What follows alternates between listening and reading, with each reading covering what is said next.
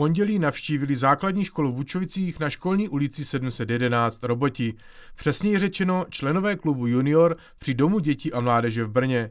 A s čím tedy konkrétně přijeli? My jsme z Jihomoravského centra pro mezinárodní mobilitu a z Domu dětí a mládeže Junior z Brna. Přijeli jsme sem do Bučovic předvést roboty a nalákat děti do robotického kroužku, který vznikne tady na základní škole.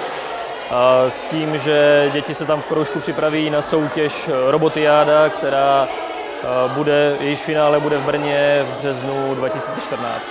Tady kluci z Domu dětí a mládeže Junior jsou šampioni republiky. S robotem Cylon 3krát vyhráli soutěž v lovení puků.